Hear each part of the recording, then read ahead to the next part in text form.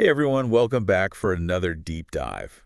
Today we're digging into something that's absolutely crucial for anyone aiming to shape India's future. Absolutely. We're talking about quantum computing. And, so especially for our UPSC aspirants out there, Okay. this is right up your alley for mains, especially when you're looking at international relations, current affairs. I mean, this is a game changer. And we're going to be pulling insights from a NITI Aayog report that just came out.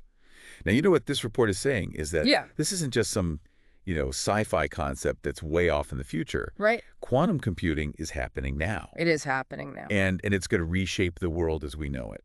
Absolutely. Geopolitics, economics. National security, the whole nine yards. Exactly. And the NITI Aayog report actually warns that any country that falls behind in this quantum race is going to be at a huge disadvantage. A significant disadvantage, And one of the biggest concerns they highlight is the potential for quantum computers to break the encryption that we rely on for pretty much everything we do online. Pretty much everything, right? I mean, we're talking about banking transactions, secure communications, government secret. Everything is based on encryption. Exactly. Quantum computers could potentially break those codes.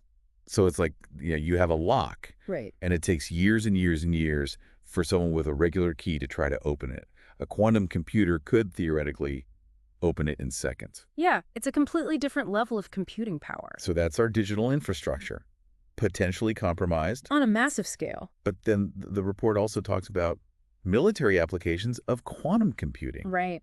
And I mean, those are pretty unsettling, too. They are unsettling because you can imagine intelligence agencies breaking enemy codes in real time. Right. Militaries with ultra-precise weapons guided by quantum sensors. It's mind-blowing. It really is. It's a whole new era of warfare. It's almost like science fiction becoming reality. Exactly. So I mean, clearly this is a race no country can afford to lose. Absolutely not. And the report highlights how China and the U.S. are pouring billions into this. Billions and billions. While India has committed a much smaller amount, about $750 million, to the National Quantum Mission.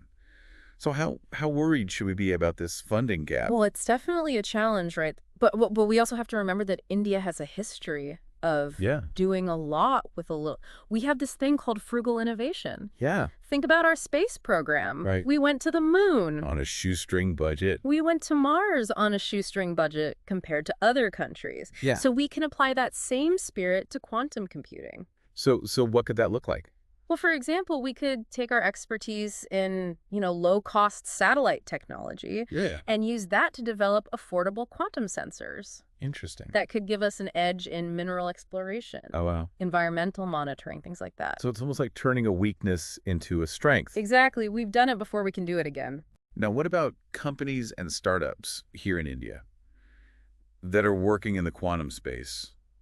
What kind of progress are they making? Well, we're seeing some really interesting stuff in quantum component manufacturing. Right. Indian companies are starting to produce cryogenic systems. Cryogenic systems. Which are super important because they keep the quantum computers at the ultra-low temperatures that they need. Right. And we've got over 170 professors across different institutions working on quantum research. Wow. So the foundation is being laid for some major breakthroughs. That's great to hear. But I imagine there are also some pretty big hurdles. Oh, yeah. There are definitely challenges. What are some of the biggest ones that India faces in this race? One of the big ones is export controls. Okay. Countries that are ahead in quantum technology are getting a lot more protective of their intellectual property. Right. So it's going to be harder and harder for India to get the hardware it needs from other countries. Right. That's why developing our own manufacturing capabilities is so crucial. And, I mean, that ties back into national security. Right. If we're relying on other countries for this vital technology, it makes us vulnerable. It's a strategic risk. And what about this idea of technological surprise? Oh, that's a big one. What if other nations make these huge leaps forward in quantum computing? Right. And we're left behind? That's a nightmare scenario. What would that mean for India? Well, it could mean that we fall behind in intelligence gathering. Okay. Economic competitiveness. Right. It could even threaten our sovereignty. So we really need to be proactive in developing our own quantum capabilities. Absolutely. We can't afford to wait and see what happens. This has been incredibly insightful. So for all our UPSC aspirants listening, let's do a quick recap. Okay. Quantum computing, it's evolving rapidly. It has profound implications for India's future. We need to invest strategically in research and development, make domestic manufacturing a priority, and be vigilant about potential threats. All crucial points. And remember, this isn't just about passing an exam. It's about understanding the forces that are going to shape India's role in the world. Exactly. It's about the future of our nation.